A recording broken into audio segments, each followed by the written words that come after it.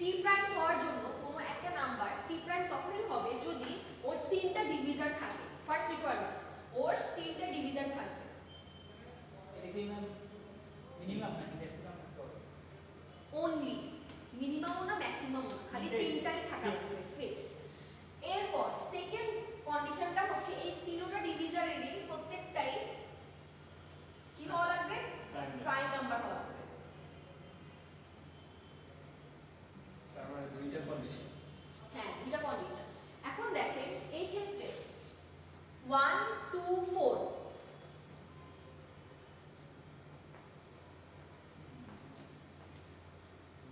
আচ্ছা, তিনটাই prime number হওয়া লাগবে না। এখানে বলছে যে 1 আর 4 যেটা হবে, এখানে একটু দেখেন, since we will call a positive integer t prime if t has exactly 3 distinct positive divisors, তারপর বলছে যে you are given an array of n positive integers, সেটাকে ডিটারমাইন করা লাগবে t প্রাইম নাকি না। আচ্ছা, এখানে একটা জিনিস, যে প্রত্যেকটাই প্রাইম নাম্বার হওয়া লাগবে না, কিন্তু যেটা হওয়া লাগবে সেটা হচ্ছে এইটা আর এইটা ছাড়া বাকি যেটা থাকবে সেটাকে প্রাইম নাম্বার হওয়া লাগবে। ঠিক আছে? কারণ দেখেন আমি যেটা বললাম মিস তিনটাই যে প্রাইম নাম্বার, তিনটা কখনো প্রাইম নাম্বার হবে না। এক্স্যাক্টলি, কারণ 1 আর 16 এখানে একটাও প্রাইম নাম্বার না, কিন্তু আমি এটাকে 4 দ্বারা শুরু করতে পারি না। হ্যাঁ, ওই তো একই রকম। তাহলে এই জিনিসটা হ্যাঁ, মানে সেকেন্ড ইয়াটা আপনার অবশ্যই প্রাইম নাম্বার হবে, কারণ এই দুটো তো প্রাইম নাম্বার এমনিতেও হবে না, পসিবল না। ঠিক আছে? কিন্তু আপনার কিন্তু একবার বলা হয়নি যে n নাম্বারটা দিবেন, যে ইনপুটটা দিবেন সেটা প্রাইম নাম্বার হবে না। আপনি ইনপুট 4 দিতে পারেন, 5 দিতে পারেন, 6 দিতে পারেন, কিন্তু সেটাকে ভাঙলে আমরা যে ডিভিজারগুলো পাবো সেই ডিভিজারের মাঝের মধ্যবর্তী সংখ্যাটা আমাদের একটা তো এক হওয়া লাগবে, মানে একটা নাম্বার হওয়া লাগবে, আর একটা হচ্ছে এটাকে প্রাইম নাম্বার হতে হবে। এখন একটা জিনিস চিন্তা করেন তো, আমরা এটাকে যদি ডিভিজার হিসেবে ভাগ করি, তিনটা ডিভিজার কখন পাবো? অনলি তখনই যখন আমাদের সেকেন্ড ডিভিজার আর থার্ড ডিভিজারটা সেম হয়।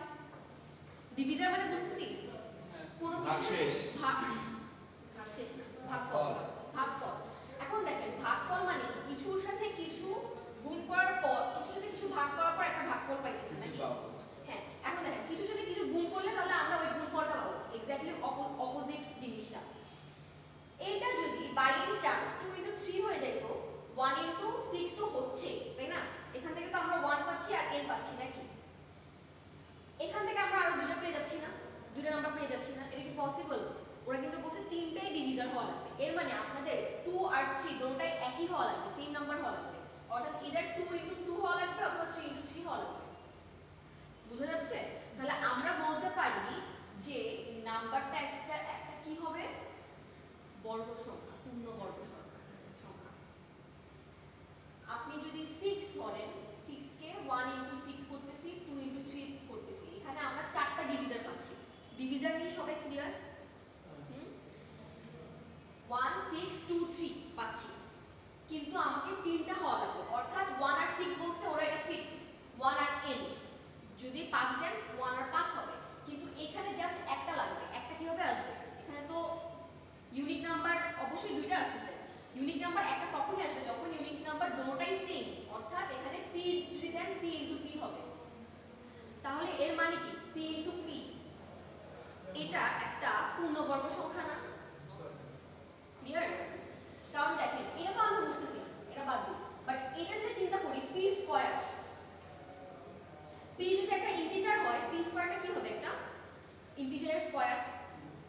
তাহলে ক্লিয়ার? তাহলে আমাদের চেকিংটা কি আসতেছে? লজিকটা কি বুঝা যাচ্ছে? না বুঝলে বলেন, কোথায় সমস্যা আছে বলেন। এখানে বলছে হচ্ছে তিনটা ইনপুট নিব, ঠিক আছে? তিনটা ইনপুট নিতে বলে নাকি? বলছে একটাই নেব, একটা নেবেন, ওইটার তিনটা ডিভিজার থাকবে, তিনটে ডিভিজার থাকবে, তিনটে ডিভিজারের মধ্যে মাঝখানেরটা প্রাইম নাম্বার হবে, প্রাইম নাম্বার হবে। কারণ দেখেন তিনটে ডিভিজারের মধ্যে একটা তো প্রথমটা তো 1 হবে, এটা ফিক্সড, আর লাস্টেরটা হবে n। ওই নাম্বার এই যেটা নেব ওইটাই হ্যাঁ, মাঝখানে ওরা কিন্তু একবার বলে নাই যে ওই নাম্বারটাই প্রাইম নাম্বার হবে, অর্থাৎ ইউজার ইনপুট যে প্রাইম এটা বলে নাই। তাহলে আপনি যদি 16 দেন, 16 তো প্রাইম না, তাই না? 13 প্রাইম, 16 হইতে পারবে, কিন্তু 16 কে আবার যখন আমরা ডিভাইড করব, ডিভিজার আবার করব, তাহলে 4 4 16, এই 4টা আমার প্রাইম নাম্বার হবে, বাট এখানে তো 4 প্রাইম নাম্বার না। এর মানে কি? এটা নো যাচ্ছে? তাহলে চেকিংটা কি হবে? চেকিংটা আমরা আমরা সবসময় সেকেন্ড রোটা চেক করবো যে ওটা বর্গ কিনা, যদি বর্গ হয় চেকিংটা তাহলে দেখা যাবে অনলি এটা নিয়েই হবে, উপরের এইটা নিয়ে কোনো কাজ নেই। এটা দেখানো লাগবে যে এটা কি একটা বর্গ কিনা, বর্গ মানে বর্গ হলে তারপর আমরা যে পিটা পাচ্ছি এটা একটা প্রাইম কিনা, এটাই। তাহলে দুইটা চেকিং, একটা হচ্ছে এটা বর্গ কিনা, একটা হচ্ছে পিটা আমাদের প্রাইম নাম্বার কিনা। প্রাইম নাম্বার কিনা এটা কি আপনারা ফাংশনটা পড়ছেন না আগে? প্রাইম নাম্বার কিভাবে চেক করতে হয় মানে প্রাইম নাম্বার ওই সংখ্যা বাদে আর কোনো যার তো না, আবার চেকটা কিভাবে করতে হয় আগে দেখানো লাগে যে 2 দিয়ে ভাগ যায় কিনা, কারণ প্রত্যেকটা জোড় সংখ্যা, একটাও জোড় সংখ্যা কিন্তু 2 দিয়ে প্রাইম নাম্বার ডিফারেন্স না। কন্ডিশনে ফেলাইয়া দেখতে হবে যে কোনো একটা কি ব্রেক করে দিতে হবে। 2 দিয়ে ভাগ করা যায় কিনা, যদি না যায় তাহলে এলসে চলে যাবে, এলসে আবার কন্ডিশন দিতে হবে যে এইটা আবার হ্যাঁ শুনেন, 2 দিয়ে যদি ভাগ যায় এর মানে কি একটা জোড় সংখ্যা, কোনো প্রাইম নাম্বার কি জোড় সংখ্যা আছে? জোড় সংখ্যা নাই, তাহলে এটা একটা চেকিং। এরপর হচ্ছে এটা এক কিনা বা এক থেকে ছোট কিনা, এটা একটা চেকিং যে এক তো কখনোই প্রাইম নাম্বার হবে না, এটা সহমৌলিক সংখ্যা, মৌলিক সংখ্যা না। এরপর হচ্ছে অড নাম্বারগুলো, যেহেতু আপনারা ইভেন নাম্বার শেষ করছেন, 1 শেষ করছেন, অড নাম্বার 3 থেকে শুরু করে ইচ্ছা মতো সেটা চেকিং দেওয়া লাগবে। বুঝা গেছে? তাহলে আমাদের চেকিং হচ্ছে একটা এটা বর্গ কিনা, পূর্ণবর্গ সংখ্যা কিনা, আরেকটা হচ্ছে এটা ওই পূর্ণবর্গ সংখ্যার যে রুটটা আসছে পি একটা প্রাইম নাম্বার কিনা। ক্লিয়ার? তাহলে আমি এটাকে আরেকটু কনসাইজলি লিখি। স্টেপ বাই স্টেপ লেখা।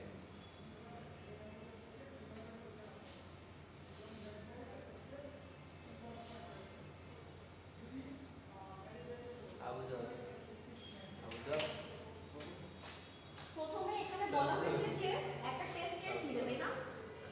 টেস্ট কেসের কথা কিছু বলছে? হ্যাঁ, টেস্ট কেস নিতে বলছে।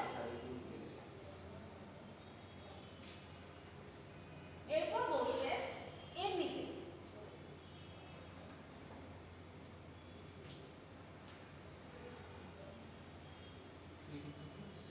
থ্রি ডিভিজার্স হওয়া লাগবে, 1 আর n ফিক্সড।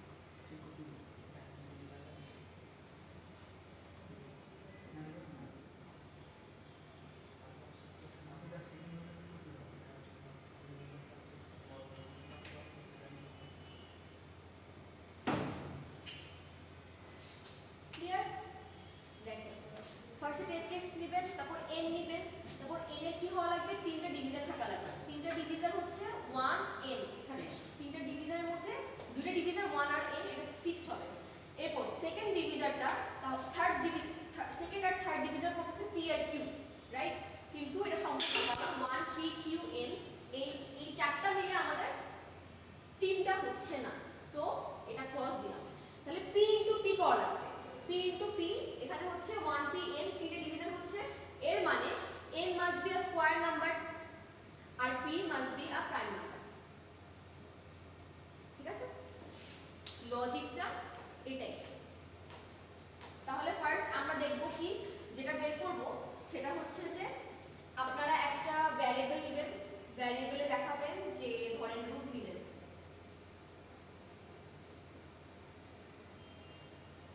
এটা করবেন, ঠিক আছে? স্কয়ার রুট নিলেন, ঠিক আছে? মানে এটার স্কয়ার রুট বের করলেন, বের করার পর তারপর দেখাবেন এই রুট ইনটু রুট সমান সমান যদি n হয়, কারণ আমরা বলি এখানে আপনারা যদি 37 নেন, n এর ভ্যালু 37, রুট ইকুয়ালস কত হবে? ইন্টিজার নিচ্ছেন রুট,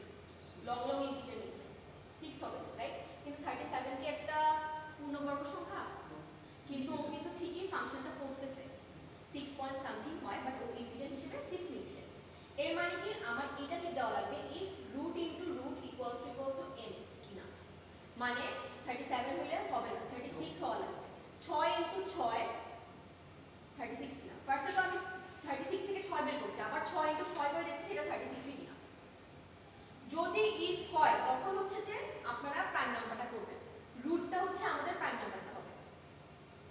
এই রুট ইকুয়ালস টু p, আপনারা চাইলে p নেবেন, p ইকুয়ালস টু এটা নিতে পারেন, আমি এখানে p লিখছিলাম, ঠিক আছে।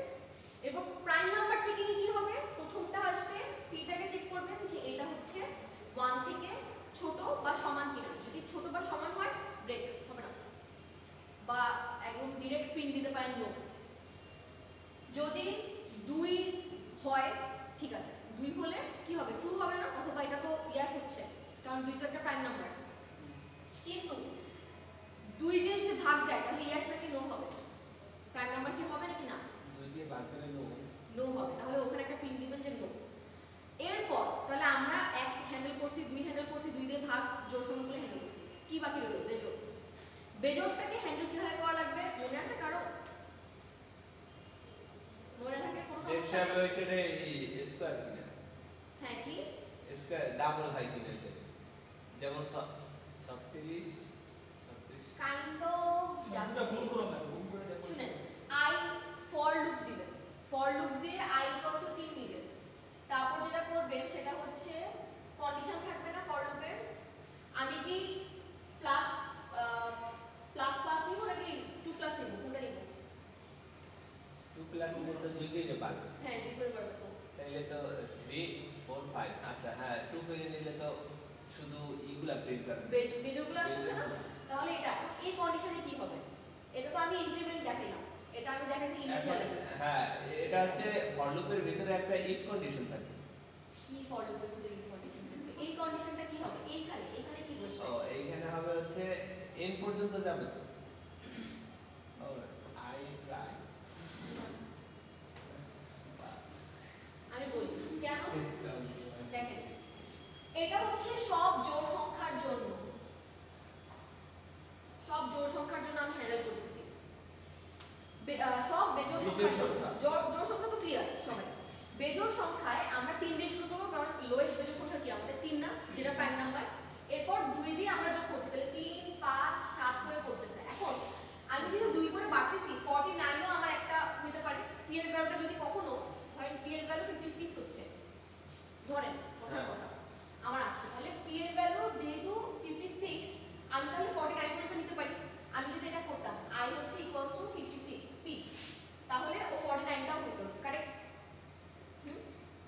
হতো কি, দেখেন আমি যদি এটা না দিয়ে এটা দিতাম, p এর ভ্যালু যদি 56 হইতো তাহলে p তো ইনপুট নেব না, ইনপুট দিবেন না, n ইনপুট দিবেন, এ n ধরেন অনেক বড় একটা মান নিবেন, মান নেওয়ার পর সেখানে p এর ভ্যালুটা আসলো 56, 56 ইনটু 56 করলে কত হয়, অনেক যেটা হয় সেটাই ধরেন n এর ভ্যালুটা, n এর ভ্যালু করছেন, এরপর স্কয়ার রুট দিয়ে p এর ভ্যালু আসছে 56, তারপর আপনাদের এখানে p এর ভ্যালুটা যাবে 3 থেকে 56 পর্যন্ত রান করবেন 2 করে বাড়তে বাড়তে, তাহলে এক পর্যায়ে যে i এর ভ্যালুটা কি 49 হবে না? হ্যাঁ এখন দেখেন আমি ভিতরে যেটা লিখতে যাচ্ছি সেটা হচ্ছে ইফ, যেটা বলছিলেন If, ফরের যদি- ভিতরে একটা ইফ হবে কিনা, ইফ অবশ্যই হবে,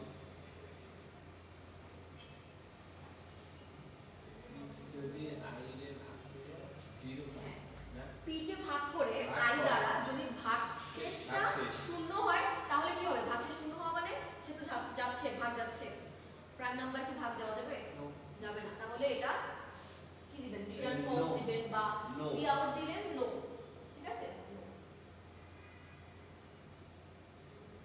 ক্লিয়ার? এখন আমি একটু বলি, কিন্তু আমি এখানে করছিলাম এটা নাকি, কোশ্চেন হচ্ছে i ইনটু i কেন দিছি, স্কয়ার কেন দিছি, p এর ভ্যালু আমি কি বলছিলাম 56, i এর ভ্যালু 49 আসছে, ঠিক আছে, একটা পর্যায়ে বাড়তে বাড়তে 56 ভাই 49 করলে কি যায় কি, ভাগশেষ কি হয় কিছু, মানে ভাগশেষ তো থাকে, 0 হয় ভাগশেষ, না ভাগশেষ 0 হয় না, ভাগশেষ কিছু থাকে, ভাগশেষ থাকে হচ্ছে 7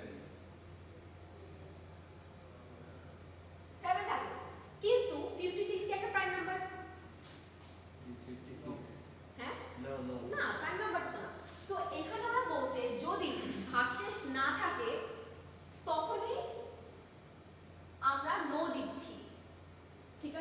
এর মানে ও যাচ্ছে, কিন্তু এখানে তো ভাগশেষ থাকতেছে, কিন্তু এটা তো প্রাইম নাম্বার না, তাহলে ও তো ইয়েস হয়ে গেল নাকি?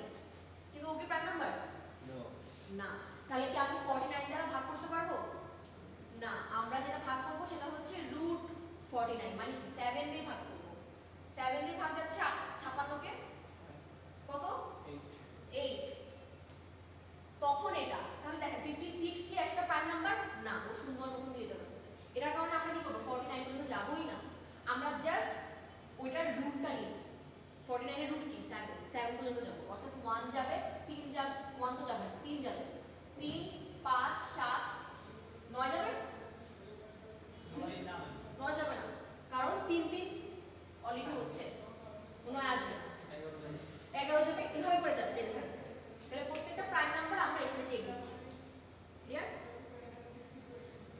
এইটা হচ্ছে একদম লাস্ট রেসোর্টটা, যখন আমার পি এর ভ্যালুটা অ্যাকচুয়ালি কি হচ্ছে? বেজোড় হচ্ছে, কিন্তু জোড় সংখ্যা যেটা আছে সেটা অলরেডি আপনারা করে ফেলতে পারবেন, একদম ইজি। এই যে ফার্স্টে দেখবেন যে এটা কি 2 দিয়ে ভাগ যায় কিনা, কারণ এখানে হচ্ছে স্কয়ার রুট হতে হবে আর হচ্ছে প্রাইম নাম্বার হতে হবে, তাহলে এটা স্কয়ার রুট হবে এবং স্কয়ার রুটের যে ইয়াটা ভ্যালুটা পিটা সেটা প্রাইম নাম্বার হবে, তাহলে পি প্রাইম হবে। এখন তাহলে করেন সবাই, সি প্লাস প্লাসে করেন।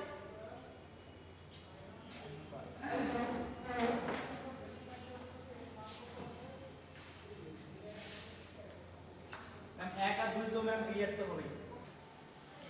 ফার্স্টে আমরা হচ্ছে হেডার ফাইলগুলো নিব, যেহেতু আমরা সি প্লাস প্লাসে করতেছি তাহলে হেডার ফাইলগুলো নিব। এরপর মেইন ফাংশনে আমরা দেখি আমরা কি নিব। টেস্ট কেসের জন্য টি ভ্যারিয়েবলটা নিব না? টেস্ট কেসের জন্য টি ভ্যারিয়েবল নিব, জি নিব। সো নিলাম, নেওয়ার পর আমরা হচ্ছে যে যতবার টি নিছি ততবার ঘুরবে লুপ,